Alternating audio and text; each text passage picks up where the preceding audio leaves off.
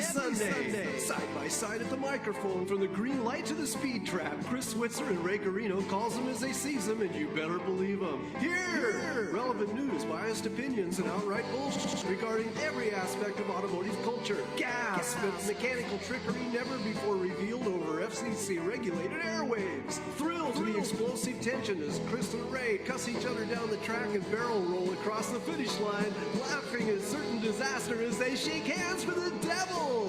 All that and much more this Sunday at high noon on the Motormouth Radio Hour. Call in and speak live with the Wizards of Speed and live feed, Chris Switzer and Ray Garino. Bring the whole family. Kids under 12 get in free. Every Sunday at noon on WHPC. Take the Long Island Expressway to the Meadowbrook Parkway and look for the sign saying no parking on the expressway and no express service on the parkway.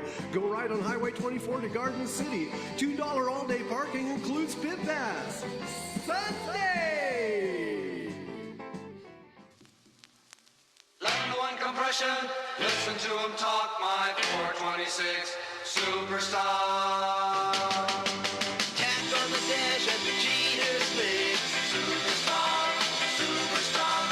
She's high in burden, doesn't miss the leg. Superstar, superstar. All this things and automatics too. It'll take them all when you run it through my 426. Superstar. Sing along. Listen, if you know what we're talking about, you're old, okay? That's for sure. And you've also tuned into Motormouth Radio, Long Island's only automotive talk show here on the island, because that's where we're at. Your hosts, Ray Guarino and Chris Switzer, and playing little 426 Super Stock by the Super Stocks. Of course it was. Recorded in your basement, I'm sure, in 1963. They did half the songs in this album. Yeah, and you know, we're not talking about, when people hear 426, they think the elephant, right? In the room, Sure. they think the Hemi. Well, no, there's a 426 wedge engine that was Oh, right. for Yeah. stock racing, and it was also very, very competitive, a real hot. Oh, yeah. And that's what they were singing about, the 426 Super Stock wedge. Right. The wedge is also the model for, like, the, what would you say, late 60s, mid to late 60s, 383s, 440s. Yeah. That was the basis for that. Don't forget the 413. 413. It was 413 in the Dodgers. It was that Plymouth. That was a Plymouth engine, I think. So, Well, and then, of course, there was all the wedges you got in high school, you know, by the lockers, you know, the guys were like, hey, Chris. Ah! Don't forget Atomic wedgies. Yeah, don't forget those. Those are legendary from your school, I think. It was. Yes. Yeah. You guys had, Still have the fingernails all chopped up to prove it. Grabbing the belt and. Yeah, what fun. So listen, we had a great show last week with Elliot and Pat from the T-Bird clubs. Yes. Going on right now. Even as we there speak. in the, was it the King Cullen parking lot in Yes, Kings Bay. Park? Yes, in Kips right. Bay. Yeah. Kips Bay. No, Right. Kings Bay. What? Kips Bay. Yeah, they're gonna get nobody. No one is actually gonna say, "Hey, we got to the show listening to Motormouth Radio." No, no one's gonna say that. Well, I will say this though. Wow. Somebody did like the fact that we had them on a 3-camera shoot last week. Our good friend Keith from down in Florida had made a comment. And you know what? Be like Keith. If you like the video, if you see the YouTube video, give it a like. You know what? Drop in a little comment. That always goes a long way. Same thing with the other platforms. We're Motormouth Radio on Facebook and on X. And if you go to Instagram, it's real_Motormouth Radio. Leave a little comment. We'll comment back. You know, we're social guys that way. Some of us are. Not so well, not so social in other ways, but that way we happen to be, yes. And of course, if your thumbs are working today, you can text us 203-670-4127. That number, once again, direct or collect 203-670-4127. Use your thumbs. Use them wisely. And if people don't want to text, but they might want to call and talk, what would that number be? Oh, you can call us 516-572-7440. And always remember that ever important area code. Yes, absolutely. Don't forget that. You gotta get a good throw. Yes. Yeah. But yeah, it's that's the way to get a hold of us. And how can we be seen video wise, Ray? Yeah, What? well, the show is being recorded right now, and it will go up on YouTube. It is. Yes, it is. Check the hair in my nose. Is everything okay? Yeah, it's Ah, yeah. it's real underscore motor. Well, it's real underscore motormouth video What about the video? on YouTube, and Mhm. you'll find us there. And that you'll be able to see this. You'll see you'll see us saying. You'll Behind the scenes, right. pay no mind to that man behind the console. Exactly. Hmm. And that's Yes. where you can find us. So I got to tell you something. I went to a meeting of the Corvette Society this week with Did staff. they ask you to speak again? No. There was another Oh, speaker, and that's who I went to see. oh, who was Elvis? I went with our good friend Rick. No, Kevin McKay from Corvette Restorations. Kevin. Right. Yes. So Kevin did a great presentation, and we got to speak before and after the meeting. And of course, I asked him to come back on this show, and he agreed. He said, "Sure, I love You coming. did? I always had fun with you guys. I'd love to come back." So we will have Kevin McKay from Corvette Restorations on our show in the upcoming weeks. I just have to correlate a date with him, and we'll get him here in the studio again, and we'll. That's fantastic. Kevin is the I would say the premier Corvette restorer. I mean, the attention to detail that Kevin's work displays is just magnificent. He Yes. knows exactly. The guy is he's definitely a Corvette aficionado to the nth degree. So it'd be Not good to talk to him. And not only that, but he's through the years unearthed many historically significant Corvettes, a lot of race cars, Briggs Cunningham stuff, and he talked about that in his presentation. A lot of these old Mhm. race cars. He's talked about it. We've had him on as well, and he's talked about, and he's got his book, Corvette Hunter. I recommend you look that up, Corvette Hunter by Kevin McKay, and it details a lot of those finds and how he did it. He gives the secrets out. He says, "Look, I'll give the secrets out because you got the same secrets as me, and two people don't get the same results. And sometimes it's a personality thing or whatever." So I always appreciated that he did that. And it's a Yeah. great read, reads real fast, and it's interesting. Whether you're interested in history or Corvettes in general, or like the Tom Cotter stuff, like the barn find stuff, it's a fascinating book on many levels, and Hmm. I recommend you read it. So yeah, Unlike some of the what would you say, the local drag racers that we've had on our program, the super stock drag racers, that when we asked them their secrets, oh, we gotten less of an answer. well, that was Richie Zul. Come on, Zul wouldn't give his secrets. I mean, when you're currently racing, you don't want to tell anybody, what spark plugs you're putting in the engine, because that could be the key. So in the moment, no one shares their secrets. But 40 years later, to still, I mean, just to recap quickly, I did some research on one of his cars. It was a Nova that he ran, Right. and I spat out all of the details that had been published about the build, engine wise, Mhm. and asked him how he still went so fast with those kind of nondescript parts or whatever. Those specifications. And he said, again, paraphrasing, this is a little while ago since we had him on, but I remember him kind of saying, "Well, Ray, you don't go fast enough, so you change the carburetor. That doesn't work. Then you change the intake manifold, and maybe you go back to the first one. Then you slide another cam in, and you maybe because then before you know it, you're breaking records." I was like, "Well, gee, Rich, thanks for that. Great, you really honed in on how you went faster. Total drag racing. I was all ready to take notes. Me too. So anyway, yeah, fun stuff. Didn't happen. No, Put the pen down. He's not giving up any secrets. They're going straight to the box with him. so I'll tell you what went out the box. We got a little bit of we had some movement in the shop this week. Ooh, I hope it was a smooth movement. Yeah, the 442 went over to get exhaust done. Good.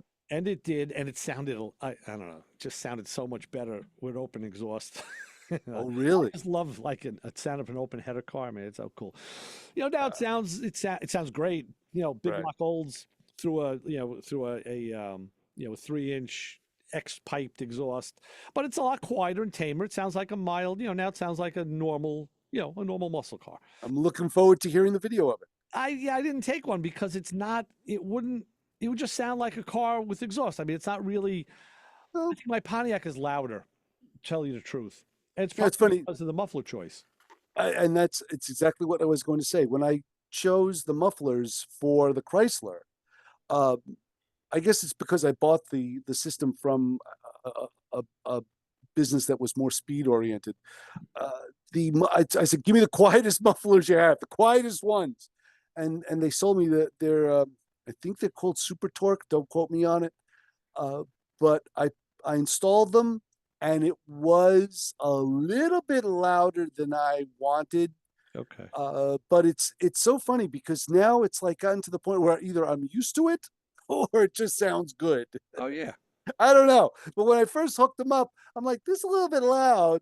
And the thing is, when I installed it, I didn't install it with a gun, with an impact gun. I tightened those things up by hand. Exactly. So what I was doing was every once in a while after the install, I would get under there and get another half a turn out of everything, Right. Right. just out of the U-bolts. Sure. Just get another half a turn out of it. And I think I must have gotten, since I've installed it, and at this point, I think I must have gotten like 2 or 3 turns tightening those U-bolts onto clamping them onto the pipes and to the Well, muffler. And I think it does sound quieter. it could be, yeah. Well, yeah, and that's the thing. You got a big block Chrysler, so they can Yeah. definitely sound mean as can be, or they could sound Mhm. very docile depending on the mufflers. Right. So, yeah, that's it's and I get a kick out of these sites. You go to like the Borla site or and a lot of the sites, and you can test listen to different muffler configurations, and they use the Right. same car. I just did this. I just watched one on YouTube the other night. It was a guy with a '57 Chevy, and he was trying all these different type of street type mufflers. Um, but he had the car up on jack stands. It had a set of slicks on it, and you could tell when he started it. You know, it was like he had a hot engine. This thing. This thing was a hot roller. It wasn't a mild small block. Right. So right away, the thing had a chop to it, and anything he played through, it sounded, like a hot motor. Sound the same. But even like with the Borla stuff, they'll have like a Mustang, late model Mustang Camaro, something like that. And people don't realize the disparity. It's coming through a microphone into a computer. Okay, now I don't know if they Right. use any software on it, but you're listening to it through a computer, through some dinky desktop speakers. Right. I mean, if you listen S- through headphones, it'd be a little better. Things are getting lost in the processing of the You're not audio. really hearing the real thing.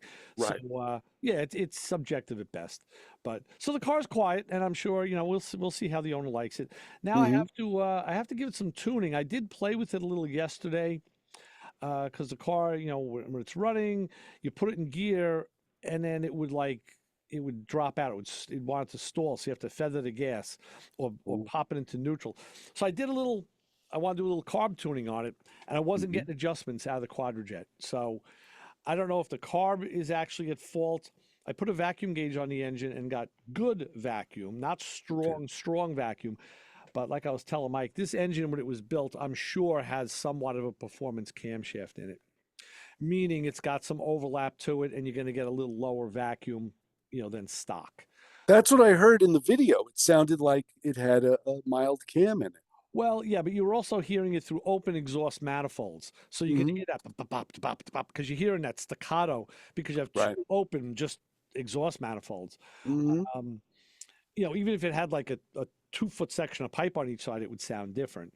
But But tell me if I'm wrong. The rhythm was irregular compared to, yeah, I think if you had a milder cam, you'd hear that bop it bop it bop, but it would be almost rhythmic, whereupon a cam with a little bit of lobe to it would be irregular in its bop it yeah, a bop. little And chop. Yeah, chop. that's what I heard. I heard that. Yeah, yeah. I mean, a cam that is big enough, even if you put a full exhaust system through it, you'll still hear that chop. It'll Sure. just be quieter.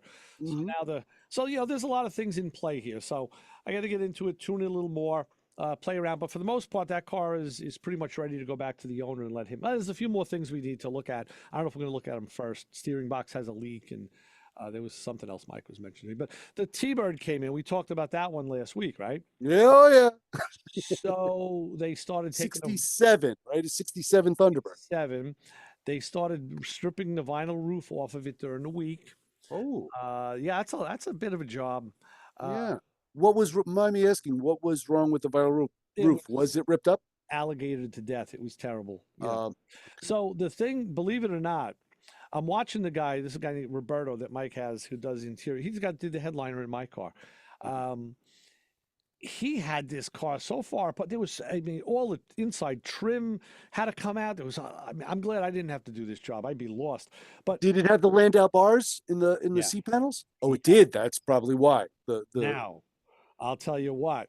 He ugh, asked me for some help taking them off. okay. And inside, you could feel, you could have your hand outside and feel the center of the Landau bar is a circle, and then they come down.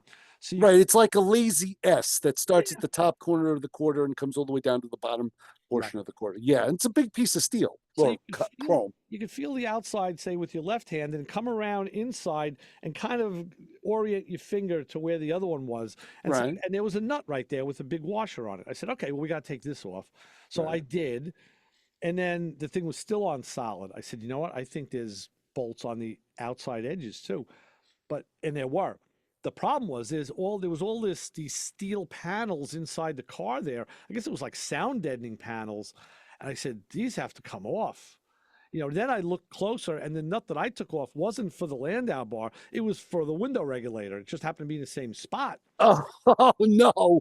So at that time, though, I was already knee deep in the tow truck job, which was really kicking me my tail. So I had to leave him and go back to the other job. And Right. I did see when I went back the next day, he had all of those panels out. He took half the inside of that car apart just to get those Landau bars off. Oh, So sometimes you think it's an easy deal, and it's really not. It's more than meets the eye. I'm just going back to what I think I said last week, Which was repeat it. which was this is not a car for the faint of heart to take apart and put back together again. You're right. You're right. It Well, I is, agreed with you then. yeah, and they're not around. That's the Now, thing. I'll, It's I'll tell you what. You're gonna love this one. oh, okay. When we first got it in, Mm. and it was running. It ran real nice. It's got a rebuilt 390. I found out the 429 didn't start till the next year, 68. Oh, okay. And this is a 67, right? Right. Okay, yeah. So it's got a 390 and the 390. engine and tranny had been rebuilt. It's got a Petronics billet distributor in it. Oh, okay. When I lifted the air cleaner, what do I see? A Holly 600. All right, What a shame. carb of choice. So at one point we had to move the car, but the alternator is bad, so you have to jump it. And Mhm. here's another little thing that people should be aware of. Mhm. This is a public. That own these cars. Well, no, they don't own any car, Oh, any older car. I was going to say, we'll give advice for people that don't need it. Mhm. Yeah, well, you need this. Okay. I was going to start the car. Ronnie he got the jump box. Okay. And he attached the cables onto the battery and went, whoa, and pulled them off. Like, well, he took the red one and put it on the red cable, the black one on the black cable. Well, no. What somebody did with that car is the positive cable that goes to the solenoid is black. Oh, no Ground way. cable is red. Oh, that's ridiculous. That's why when I asked him to get me a cable for the olds, I said, get me a cable X long, get a red cable. It's the positive. Well, they didn't make it. So what I do is I'll take a big piece of red, like, it's like a 3/4 inch shrink tubing, and I'll Mhm. slide it all the way up to the battery connector and heat shrink it on. Like, this is the red cable. Good one. Yeah, it's a smart idea. That's So a they don't smart make, idea. you can, if you buy battery cables in bulk to make your own, you can buy red, black, brown, green, blue, whatever you want, but not off the shelf. They're kind of all black these days. It's kind of funny because I was given the same situation. I had a red ground cable, and that's what I did something similar. I just took black electrical tape and I wrapped it in almost like how they would wrap it in the factory when they used to use electrical tape to wrap harnesses.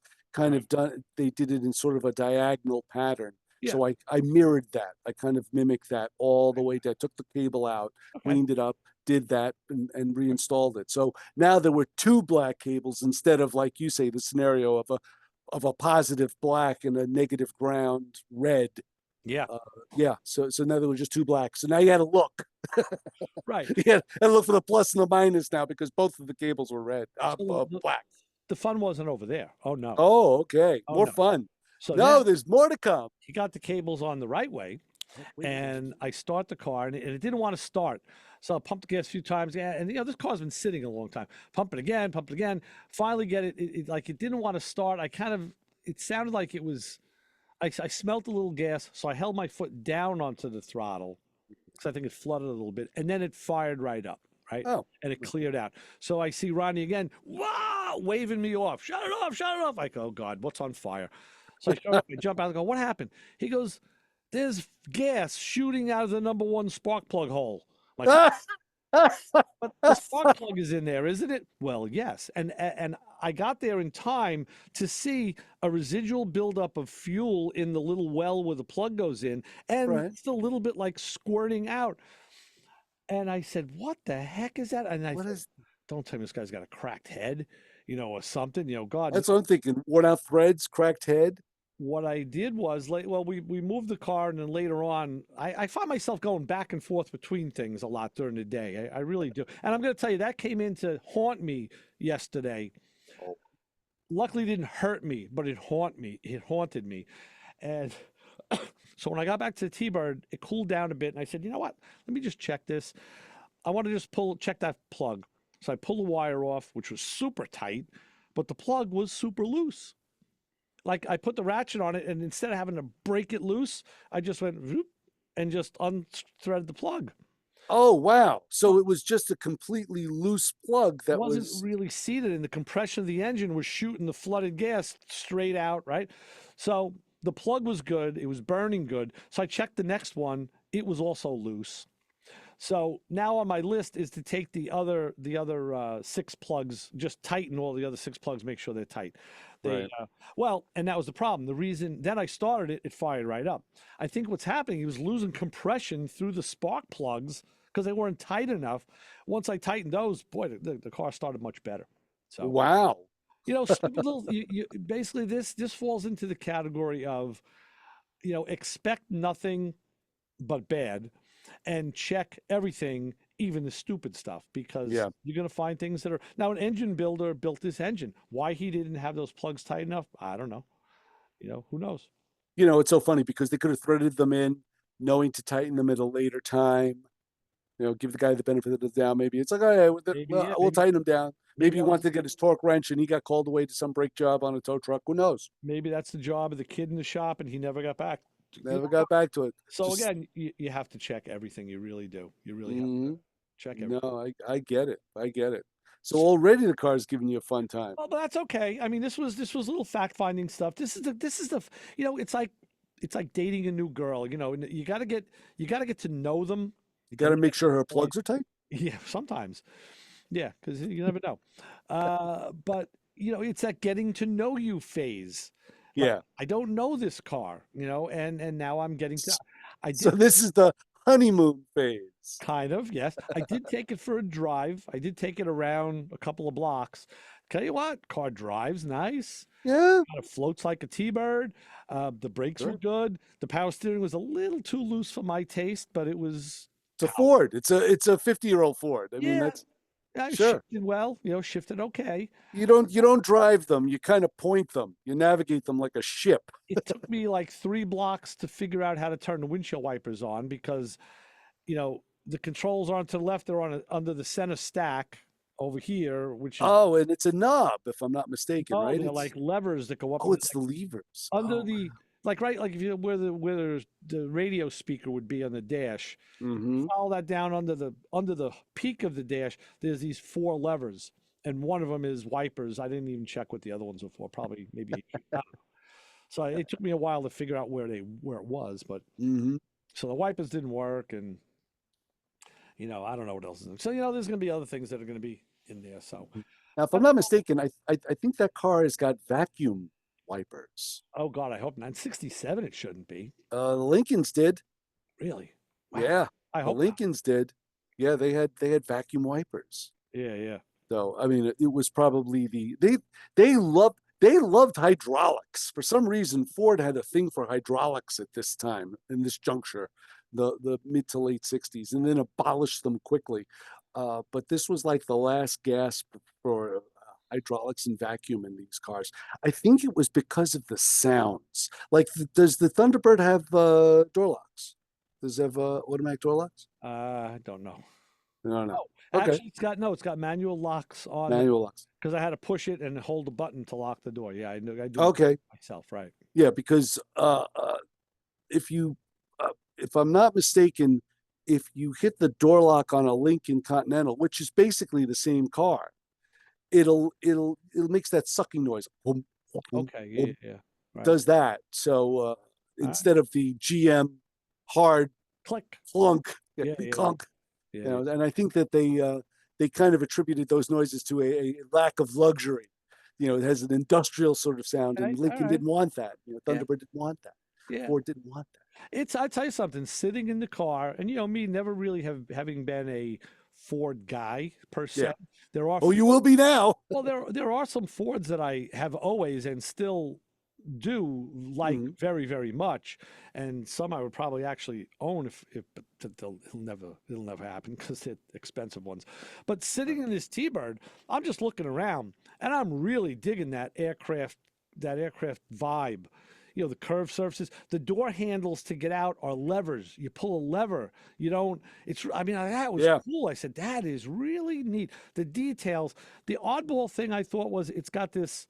It has a column shift, and Mhm. there's a long center console with a cubby storage up on the waterfall section, and then below that is an ashtray, I guess, for the front occupants. Way in the back, there's an ashtray inset with a lighter for the rear seat passenger. Because everybody smoked then. Right. Yes. But the whole center between those ashtrays doesn't open. It's just, Oh, it doesn't. I'm like, well, that's stupid. There's your console. There's your opportunity right there And they for. didn't do that. So I found that kind of odd.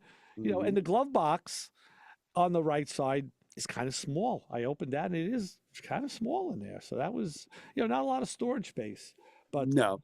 beautifully designed dash, real nice. They really, Oh, it's definitely aircraft inspired dash because those T handles were deliberate. They wanted to make it look like an aircraft control. They did that for, I would say, starting around 1958, 59, 60, around that, maybe even 61. They did that aircraft motif. But yeah, very, very nice. do you know who might have designed that stuff? Who the designers were for Ford? Probably, oh, what was his name? Wasn't it Ford for a while before he went to Pontiac? His name is, if I'm not mistaken, I think it's Burke. They used to call him the bird brain, the head bird brain. Really? Yeah, yeah. And he was the one that he did the interiors. And I think his name was Burke. I'm not sure. I could look it up, but they used to call him the head bird brain. And he did all of those interiors after like 58. Vince just For asked the had a Thunderbird. swing away steering wheel, and I said, no, it didn't. That's the one thing it doesn't have. They did away with it after 66. Oh, okay. Well, there you go. Yeah. That's why. Yeah. There Yeah. was no need for them. But then they just had the tilt. They kind of went the GM way with This that. one doesn't tilt either. Doesn't. It does not No, have a tilt. doesn't tilt or telescope. I didn't see anything on that left side besides the directional lever, so I'll look again closer. Maybe Mm. there's something underneath. Right. Usually there's that little it's kind of a lever Yeah, that's a crescent that sits above the right. steering wheel, or they used to have a knob in the center that Yeah, would turn. right. Yeah, So no, I didn't see anything like that. So mhm. yeah, maybe it is there, and I just didn't see it. I don't know. I wasn't really looking per se for that, but I was just giving it the once over as I'm driving it. So uh, But yeah, that's good. I'm glad it drives well. so that's there. The rear shocks are shot. It's like boing, a boing, a boing. So it's gonna get shot. Wait. What was it again? Yeah, boing, a boing, a boing, a boing. Okay. The Italian shots. It's got the we found. Well, Mike found out yesterday. He picked. That's what I tell you. I never know what's going on in that shop. I left there Friday, and the Olds was in the center bay. Right. The And you have 3 bays, right? history bays. Let me remember now. What was in the left bay? Hang on a second, because the Olds was over Uh-oh. there. I see the smoke brimming Oh, now. that's It's all coming right. out of We yours. put the T-bird in the left side bay because the rear window had been taken out of it. Olds was in the middle bay. Yeah. And Why? well, when they were doing the vinyl, they took all the molding off and they cut the window out. They figured good time to reseal the window. I think they saw some, some damage. Okay. And the one bay all the way to the side had a customer's car in it, the first bay. So, and the lot was clear. The in front of the doors was clear. I went in there yesterday to do some work, Mhm. and I'm like, okay, now there's a terrain outside. I'm like, that's there. Mike's what do you call it? His Crown Vic is over here by the third bay outside. I'm like, okay. Then I go in the shop. The Olds is in the middle. The T-Bird's gone. There's a Grand National now in the third bay, and your Accord is still in the first bay. I'm like, it's like musical cars at night is what happened. So what had happened is, yeah, they brought in the brother-in-law's Grand National, stuck that there. Mike took the T-Bird over to Limbrook to have some patchwork done on the roof and all. Mhm. And so I said, okay, well now I got to, you're always moving stuff around. So later in the day, he called me. He says, "Hey, you're over at Oceanside, right?" I said, "Yeah." He goes, "Good. I got to come by with the T-Bird." He goes, "But," he goes, "I brought it over to Limbrook." He says, "Damn it." He goes, "I pull out to leave." He says, first of all, the thing wouldn't start. I had to jump it. Yeah, yeah. I said, "I told you, needs an alternator. It's got to be jumped." And then he runs out of gas. On top of it, so he had to walk back, get gas. Oh, he was a little steamed. And I said, so he said to me, "Yeah, the gas gauge reads full." I said, "Look, full is full don't mean full. Full means Full means a ground issue on that gauge. no, it means the sending unit is bad." Let's go to the phones and see what the callers have to say when we say, "Hi, caller, you're on with the Motor Mouths." Hello, Ray and Chris. How you doing? Good, good. Who are we speaking with? This is Bill Mack. I thought so, Bill. Bill, yes, I thought we recognized the professional professional voice. What's happening, I Bill? goggle with gravel. Yeah, good. I'm nothing but envious. So Yeah, you guys sound great. Hey, I love the show. Thank you. thank you. So the last time I called you guys, you helped me with a Toyota. Uh-huh. You pointed out a relay that somebody didn't even know was in the car. Right. Wow. Right. You made me look like a magician. Excellent. Really. Excellent. Thank you. High praise. You should great. call more often, Bill. Anytime.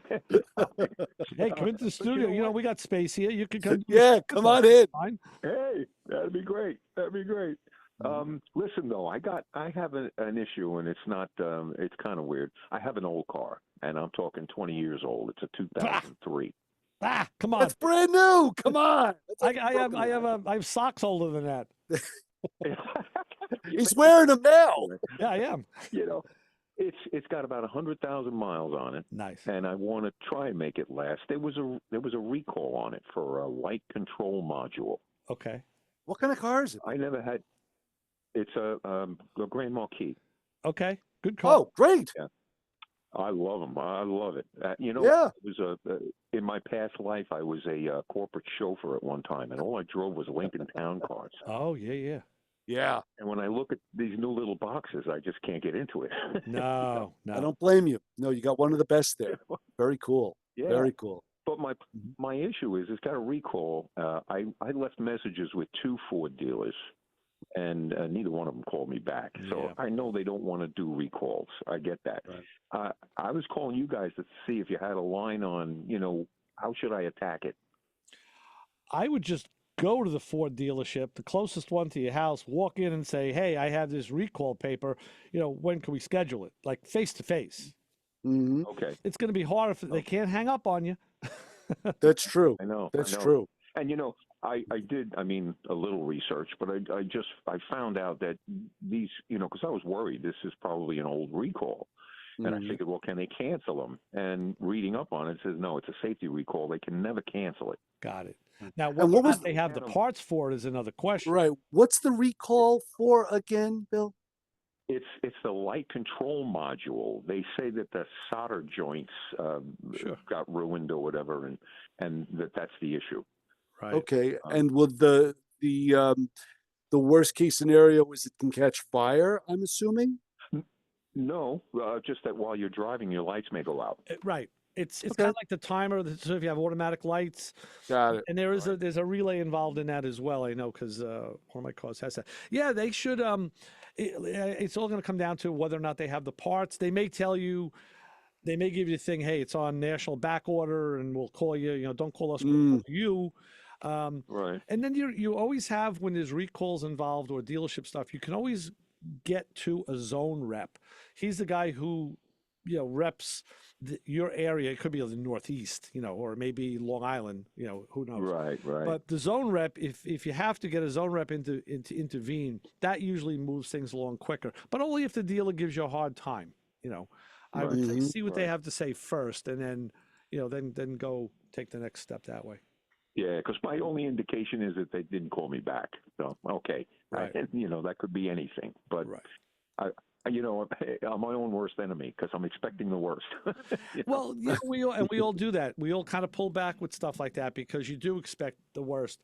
I mean, not getting a call back from two dealers kind of bolsters the belief, which is Right. unfortunate. Mm, But Yeah. And they're probably saying, oh, it's an '03, it's ancient, but hopefully he'll go away, sort of thing. And I think Ray's got the right idea by walking in with the keys jingling, saying, here, maybe the got an thing to issue. do is call the dealership, but ask to speak with the service manager.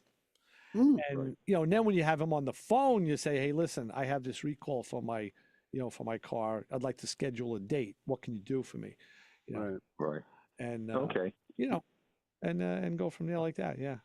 Yeah, because Very it's cool. it's not that it's an awful job if you're swapping out that light switch assembly.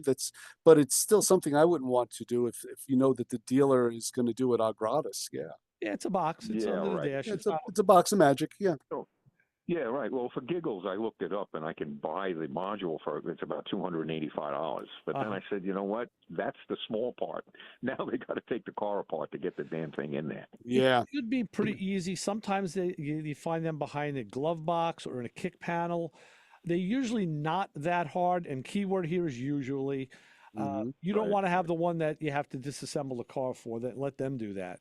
You know. right. Yeah. And also, Yeah. there's a certain awareness of a 20-year-old plastic dash True. piece Very true. that you really need a gentle touch to remove them, because you Right. can't just gorilla them apart. And that's something at your car's age, it may be an issue. So, Mm, and they may go, "Oh, I don't want to touch that one." Yeah, but yeah. there's usually the old guy in the shop who Right, right, did those when it was new. right. Has the touch. And I'll tell you Yes, something, a good service manager will give him the RO and say, "Hey, listen, you've sure. probably done these back in the day. I got another one for you." And the guy will either say, "Oh, that was my favorite. I can do that." And they're going to give me like 8/10 and I can do it in two, make a lot of time. Or he's going to say, Right, "Oh my God, that one always went over. I always lost time on those." So, Yeah. but that's right, their Yeah. issue. That's not yours. That's, right. That's not right. It's certainly not your problem, but it's just something to be aware of. yeah. Right. Right. No, thank you. Well, let Thank us you. know what happens, Well, Bill. Please follow up with that because it's Yeah, great for people to know how that endeavor goes. yeah. yeah, I'll let you know. I'll let you Excellent. know. But thanks, guys. Always good to talk to you, and I get good information out of you. Keep talking. Always a pleasure, Bill. Thank you. Thanks for calling. Thanks, Bill. All right. All Talk to you soon. Keep us posted.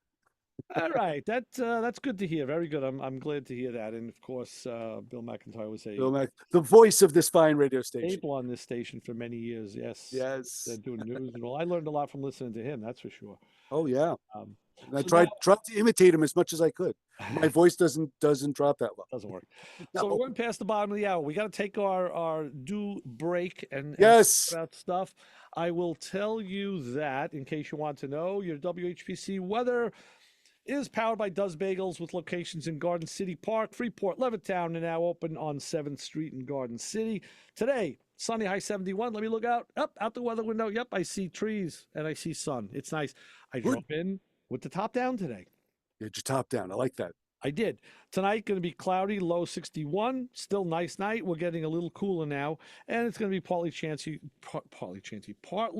cloudy with a chance of showers tomorrow, unless you're in the Caribbean. In which case, if you want to go there, you should listen to the Caribbean Mix Wednesdays at 7 p.m. Maybe in the middle of a hurricane, but you'll be there. That's Mhm. right. Mhm. Hosts Kedner Stiven and Marjorie de Jour. The hottest Kumpa and Caribbean hits from yesterday and today are played, plus Haitian news, events, and more. I guess you find out where all the jerk chickens are. Yes, and I had a kumpa yesterday that was just steaming. Excellent. But do we have an honor group of the hour that's steaming? That is true. Yes, we do. And in the next third of our program, I want to talk to you about what I got stuck on a nipple. And you know what? I'm going to tell you how I got the Knucklehead of the Week award. Ooh, it's going to be a very good third part of the show. But Let's go quick because we're running out of time. yeah, but before we get there, we're going to talk about the Motormouth Radio Honor Group of the Hour. And this week, if you go out of your way to take a picture of someone else's car, like this summer, we talked about if you take too many pictures of your car, but now if you take way too many pictures of someone else's car. So now, taking snapshots of classic cars and hot rods at car shows are easy pickings. I'm talking about finding those cars on the street in the wild. Do you have thousands of shots of nice old cars just sitting in the street by the curb? Ever make fast friends with those guys and turn down their offers to sell the car to you? How many times you'd be sitting in a restaurant or cafe with your significant other when you abruptly scream, jump up and run out to grab a picture when that Ferrari F40 goes roaring by? Well, if you like to collect pics of other car guys, hot rods, or classic cars, or if you see someone taking a picture of your own car and get turned down when you offer to sell it to them as well, then you are part of the Motormouth Radio Honor Group of the Hour this week. I tell you, boy, I have a folder on my phone with other people's cars, and I've seen people taking a picture of my car. So have I. I've seen pictures. I've seen people take pictures of my car. Yeah. And usually they're usually gray 4-door sedans, but the guys are in suits. All right. So let's take care of the second part of our break. Sky King will be back in a minute or so with more Motormouth Radio. Ray Guarino, Chris Switzer, right here on 90.3 WHPC. Hit it.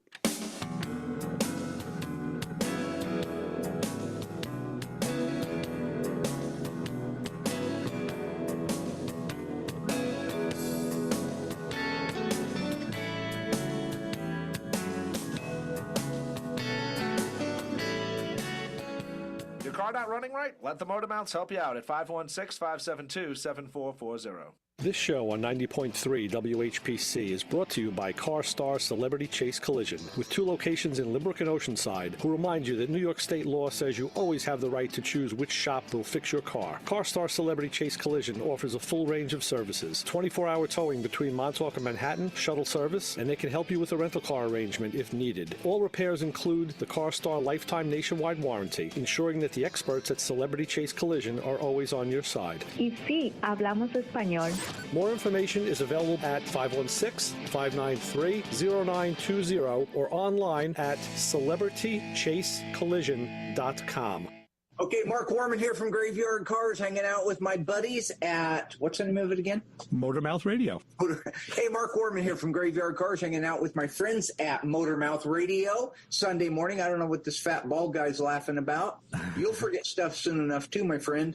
Be sure to listen. When are you guys on? 10 a.m.? Sundays at noon. Noon on Sundays. Excellent. This was No, you got the promo. The best one was the first one. That's why I was. Because you said, what was the name of this again? That's the promo. What better presentation could you do than that? Hey, you, get over here. Every Sunday, 12 to 1, you are going to tune in to hear the Motormouths, my friends Ray Guarino and Chris Switzer. 90.3 FM, WHPC. You might learn something. Yeah, you might learn something. You never know. John was right about that. Like Bill said, sometimes you learn something and you get to look like a smart guy because you picked up on something. So we are back. Motormouth Radio, Ray Guarino, Chris Switzer. And, okay, do you want to hear how I how I became the boneheaded? All right, go with the bonehead, and I'll try and follow up with the nipple. Okay, it's like we said before. I've been using the Fiat, driving it, and I had it at the shop yesterday. So what I wanted to do was a little bit of maintenance while I was there, and I put it up on the lift, did an oil change. I was going to do the change the motor mounts, but that didn't work out. And in the meantime, I'm doing that.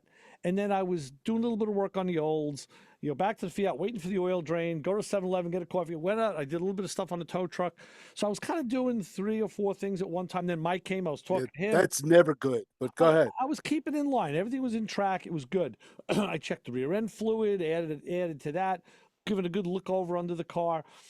And I looked and it was time was getting tight. I had to meet somebody by 4 o'clock, and it was now 3:15ish. So I had the car down, and the Fiat, and I'd opened the last thing. I said, you know what? Last thing, let me just suck the brake fluid out of my master cylinder and replenish it, which I do regularly, And then I remember like, oh wow, I got to move like 2 other cars around now because the T-Bird's back, get the olds back in the shop. So how do I do the Jenga thing of moving the cars out? So I get the Fiat out, get the olds in, get the other car over, move things around. Okay, make sure the compressor's off, lights are off, set the alarm, get out. There we go. Driving away, fine. And then, it was funny because I get to the first light and I hit the brakes. I'm like, wow, my brake pedal feels better than it did before. And I'm going to change the master cylinder because after I bought that master cylinder tool I told you about a few weeks ago, I had pulled the master off the booster on my Fiat, and I checked it with the tool to see if the rod, and it was good. But I did see a little bit of a weep on the back seal of the master. All right. That's a sure sign. So I bought a master cylinder. It's in the trunk. I'll get to it someday. So doing a lot of good there, but I got it. Well, but now I know it's like, wow, the brakes actually feel a little better now. They feel a little bit firmer. And of course, I'm at a light. Some guy stops next to me. I think he was a Haitian fellow from Caribbean, and he's asked me what year the car. 3 times this week, people have stopped me to ask what year the car is, what's going on. The Fiat. Yeah. Of all cars, they say, oh, it looks great. I'm like, this car? Kidding me? So we're talking back and forth at the light. I have myself a nice big cigar. I'm smoking my stogie, and life is great. Right, you're polluting the air. Good. No, the top was down, so it was fine. So I'm on par to make my meeting, and we take off and go again. Another light, stop, and then I realized, oh my God, I never filled the master cylinder with brake fluid. I was in such a rush. I slammed the hood and I got the car out. I never filled it with brake fluid. I'm driving with no fluid in my master cylinder right now. I thought you didn't fill the, because you said you drained the crankcase. Right. I thought you didn't fill it with oil. And I'm like, how far are you going to get before you seize the engine? But I'm sure now you put oil in the crankcase. You filled the engine with oil, but you didn't. And I filled the oil filter before I put it on the car. Good for you. That car, even my dad would be proud. 2-liter engine has this an unbelievably huge oil filter. I don't know why. So now I'm like halfway there, and now what do you do? I said, you know what? I got to go to the Limerick shop because I think the guys are still there. They'll have some brake fluid, or I got to stop at a store and buy brake fluid, right? Right, exactly. Where's the nearest AutoZone or whatever? There was no auto parts stores between me and Limerick, so I said, so I whip into the driveway there, and Mike Jr. and Nick were outside working on Nick's Miata, and I said, hey, I'm in a rush. I said, Mike, you got brake fluid here, right? He goes, yeah. I said, watch this, and I opened the hood, and there was the cap off. It's got 2 wires on it for the sensor. Off. Last thing I did was sucked out the brake fluid. I didn't refill it before I left the shop. Oh, that's hysterical. So Mike had the comment of the day. I come back with the brake fluid. I'm filling it. He's like, yeah, Nick, there's a real car guy smoking a cigar, pouring the brake fluid. I said, you got a can of carburetor cleaner? I'll light that off too. I don't give a crap. Whatever you got, brake clean. Give me something flammable. I don't care. I said, look, this is no time for safety here. We're getting. So of course, put it back together. Off I went, and I was fine. Everything was good. So no air got trapped in the lines, I'm assuming. No, actually, when I looked, I sucked it down pretty dry to the floor. That's why I'm thinking. And there's a little hole that's like beveled down. And now when I looked, fluid had come up because I guess when I pressed on the brakes, fluid goes back and forth in the system. Yeah. That's why the master cylinder gets dirty. Right. It goes back. So some of it had come back. And luckily, I learned that you can drive a car with like no fluid in the master cylinder. And I don't want to have that car get an air pocket because it's a hard car to bleed. I'm sure I remember you saying that. The lines go in the back. They're long, and it's not an easy car to bleed, and also the cooling system gets air pockets. So thank God I didn't have to worry about that. Yeah. So I will say that yes, I will take that away. So, as soon as I pulled, I said, "Listen, don't go calling me, some genius brake technician like you always do." I said, "Wait till you see the stupid thing I just did." So, all right. But totally explainable. I get it.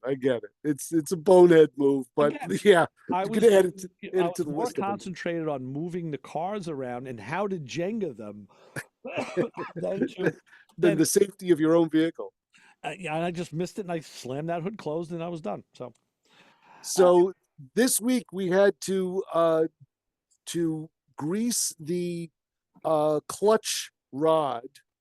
The clutch rod on Pat's Camaro has a Zerk fitting on. Okay. So in order to get at the Zerk fitting, we had to get the grease gun up and into past the header, past the spring, and literally you had to get your hand into it up to like maybe mid forearm in order to attach it. So of course you couldn't get the grip to attach it. So someone had to get on top of the fender to reach down past the headers to the backside of that shaft, grab hold of the grease gun and plug it in. So Right. it was a two-man job, basically. So instead of using my worn-out grease gun, Pat went out and bought a new one. Got a brand new grease gun. First time we're using it. So we plug it in. He gives it a couple of pumps. We get a squeeze out of one side. I think a little bit comes out. So it was well greased at that point. And now we go to try and take the grease gun off the Zerk fitting. Okay, hold that thought. Okay. And the caller is you're on live with the Motor Mouths. What's up? It's Joe. How you doing today? Hey Joe. Yeah, not much. Just got to talk about two things. One, you were talking about with the vacuum drive windshield wipers. Yeah. Yeah, AMC had them too. Unfortunately, the vacuum lines dried out, so towards the end it was string powered. String powered. I know how that goes. You know, it's funny, Joe. I remember you saying this years ago. I remember you saying that AMC had also vacuum wipers as well. Yeah, you were like the only one other than you and I think we're the only ones that are still aware of those things. Yeah. Oh, it's stuck in my memory just for that fact. I got right. Not only that, but also my friends are still busting my chops about it. My redneck improvised routine. What was the car? A 68 AMC Ambassador. It was an Ambassador. Okay. Yeah. Okay. Yeah, they probably bought the whole system from Ford. Yeah. And because you're talking about with the alternator issues and the gas gauge. Yeah. Yeah. Having had a 70 Ford Galaxy, and the gas gauge was stuck. But if it started to drop, that means that I was having battery issues or charging issues. Oh. Yeah. Okay, so you were getting an alternator reading from a gas gauge. Well, alternator or battery power. All I know is that it would be, as soon as I started saying, okay, it's down to 3/4 of a tank, something's wrong with the electrical system. That's great. Ford with its multi-gauge option. That's great. That's very funny. Very funny. Well, I'm stuck at work, and I know you're running out of time, so I gotta go. All right, Joe. Thanks for the call. Thanks for the call. All right, so long. Always learn a little bit from Joe. How you doing over there? You got a frog in your throat? You got a? I've had this little cough, this dry tickle on and off for weeks now. Oh boy. Yeah. Glad that it started now, not in the early part of the show. Great when you're on the air. I know. I know. It's It's the same thing. Yeah. So anyway, like I was saying, Zerk fitting is now I've got the grease gun stuck on the nipple, and we can't get this thing off for love or money. Will not come off. I got a pair of 90-degree needle nose pliers. We're digging away at it. I got a molding clip tool trying to get it off. Finally, both of us, it took us literally like 45 minutes to try and get this hose off. So you know what we did? You know what I did? I actually went online. I found a guy on YouTube that showed you how to remove a what was his method? Because I would have got under it with a little screwdriver and popped it up. You know what you do? You literally you take the grease gun hose and you bend it at an angle, any angle. Yeah. And then you twist it. Right. Right. That's kind of like when you get under it, you move the fitting off of its axis.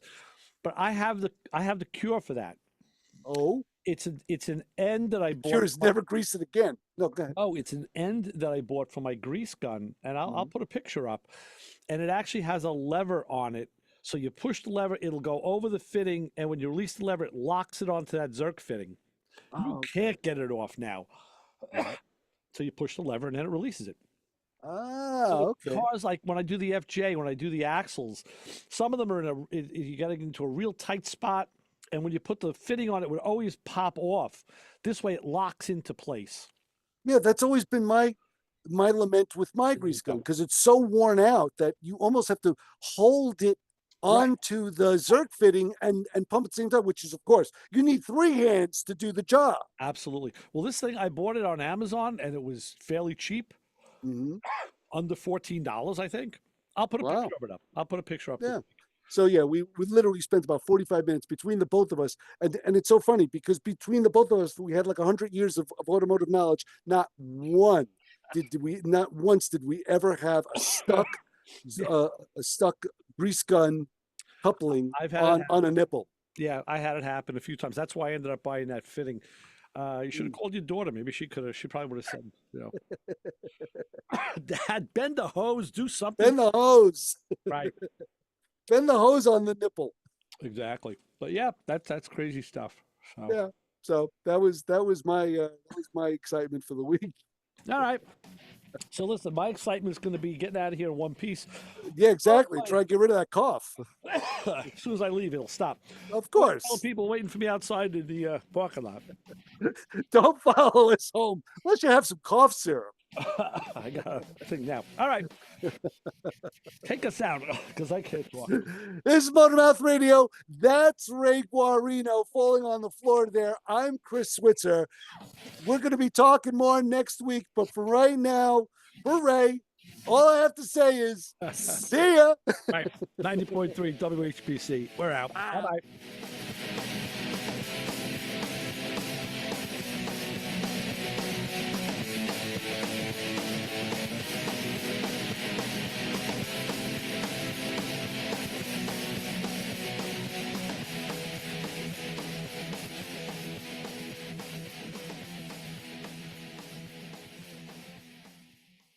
This show on 90.3 WHPC is brought to you by CarStar Celebrity Chase Collision, with 2 locations in Limerick and Oceanside, who remind you that New York state law says you always have the right to choose which shop will fix your car. CarStar